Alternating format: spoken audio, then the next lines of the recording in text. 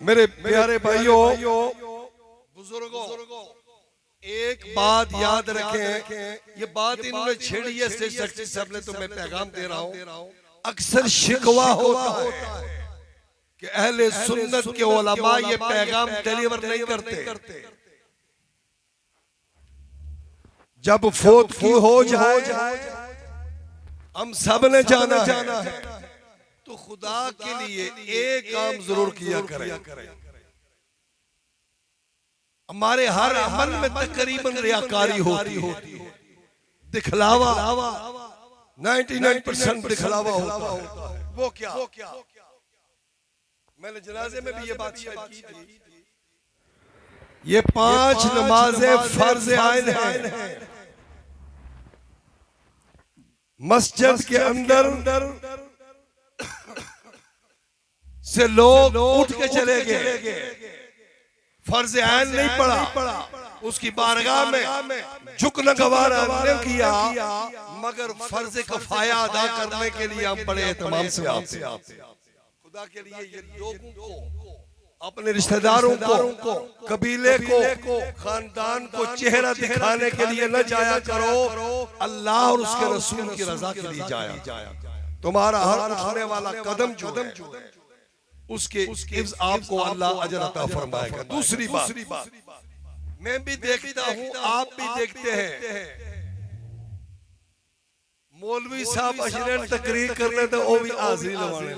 मैं उन सादिया लफ्ज़ इस वास्ते में ये पैगाम में बात ही देना चाहना, तुसा की भी पूरी वैली की देना चाहना। मौलवी साहब 2 मिनट तकरीर कर सन, मगर दुवे 2 मिनट वैसे हो रही उन्हें अपनी हाजिरी लगवानी, ओ पीछे होसन ते तेल लाने लाई जैसे, ओ भी मुंह दिखाने दा आया, ओ पीछे होसन साहब एक ऐलान करने से आई जैसे। इमाम बावजूद इसके कि वो ऐलान कर रहा है कि सफे दुरुस्त कर लो, मगर हाजिरी जो लगवानी है, ये सफा इधर उठिया करो तो इधर से करो, खुदा की रजा के लिए नहीं, अपनी हाजिर लगाना मकसूद है खुदा के लिए। एक प्रोफेसर है खोयटा के, मैं नाम किसी का नहीं लेता, एक जनाजे के अंदर उन्होंने मुझे बोला कि क्या ये नमाज जनाजा के लिए, यूं मेरे साथ खड़े थे, बड़ा प्रोफेसर है, बड़ी शख्सियत है, और सवाल उनका आज तक मेरे अंदर चुभता है। फरमाया कि ये नमाज जनाजा के लिए वुजू जरूरी है। मैं मुस्कुराया, मैंने हज़रत ये इबादत है। फरमाया अगर इबादत की नीयत से आए तो फिर तो बात ठीक है, हम तो चेहरा दिखाने आए हैं, चेहरा दिखाने के लिए वुजू का होना जरूरी नहीं है।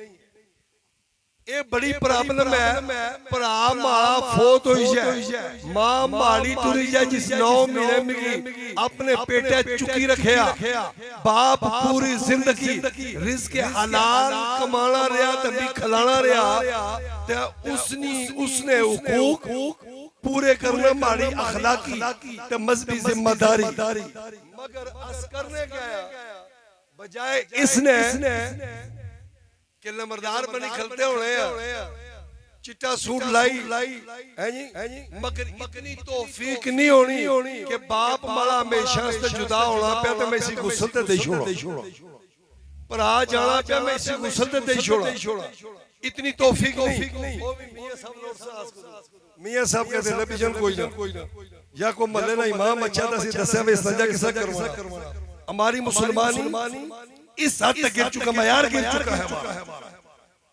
माँ जा रही है, बेटियां मौजूद हैं, दर डिग्रियां उनके पास है, मगर माँ को गुस्ल देने का पता नहीं। ये अलमिया है। बाप को दफन करके आगे, भाई को दफन करके आगे, एक माँ के लिए मेरे पास सरमाया है, दौलत है, ऐशो इशरत के लिए सब कुछ है। मैं ये नहीं करूंगा। और मिगी जमया ना माऊ माड़े प्यू पूरी जिंदगी माड़े पर सरमाया खर्च किया, ते मैं जिले कदम टूरी दा जासा ना बाप ने कब्र पर, तो उस बाप की सुकून है। उस माँ की सुकून ऐसी कि जिसकी 9 महीने पेटी चुकी रखिया ना, आज हमारी कब्र पर आया। हुजूर ने हदीस है, उलमा बैठे हैं, बड़े खूबसूरत अंदाज में बयान फरमा रहे थे। हुजूर फरमाया जिला कब्र पर चिड़ी नहीं ना, चिड़ा ना तक साहिब कब्र ए पता होना मौला से मुज़क्कर है। तो उसकी अगर ए पता तो मऊ की बेटी की भी ए पता कोई नहीं। हमारी कब्र पर 6 फुट बड़ा पुत्र नहीं दखलता। फातिहा पता उसकी ये भी पता, मगर असकर ने ठेके पर सबसे बड़ा अलमिया ये है कि हम ठेके पे बंदे बैठाते हैं। एक हफ्ते के बाद आएगा जी फलां आएगा, दिन कहता फौरी कब्र में उतारो, इसलिए कि इसके पीछे कोई हिकमत है ना, कोई राज है कि कोई ऐब सामने ना आ जाए। गुस्ल बेटा देगा, बाप के जिस्म में अगर कोई ऐब है तो वो पर्दा डालेगा ना। बेटा गुस्ल के लिए तैयार, माँ को गुस्ल देने के लिए बेटी तैयार। मगर अलमिया ये है मदरसे से बच्चे हम लेके आते। मौलवी जी पुत्र पे जो मारी की लड़ाई होगी खेटे थाने तक गल इस गल कि बच्चे मदरसे ने ना पढ़ना। तू की जमया ने तो तू पढ़, पहला फर्ज पढ़ाया, पर्चा होया मैं ना पढ़ना। इस वास्ते भाई मऊ तो प्यू ने मार ना किदार तू है कि मैं, पहले तू पढ़ना 40 दिहाड़े पापे ने कब्र पर तू वो जितनी खुलूस के साथ, जितने प्यार के साथ, जितनी मोहब्बत के साथ माँ की कब्र पर बेटा बैठता है, बेटी जाके बैठेगी, उसकी औलाद में कोई दूसरा नहीं बैठेगा। वो माल के चक्कर में बैठेगा सच तो औलाद क्यों ना बैठे जाए। इसलिए हर काम के अंदर रियाकारी पैसे के साथ नहीं होना चाहिए। खुदा के लिए अपने अंदर तब्दीली पैदा करो।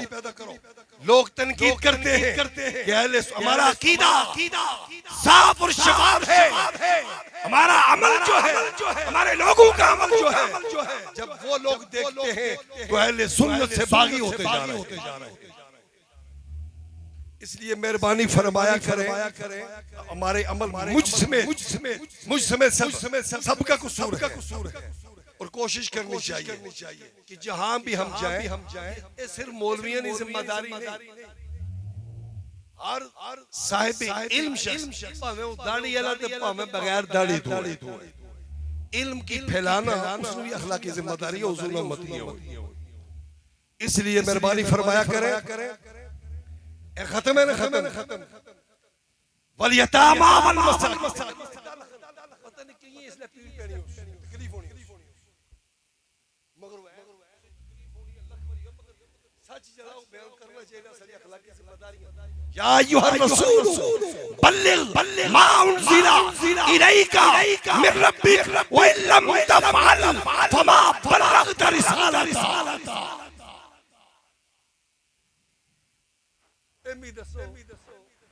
अल्लाह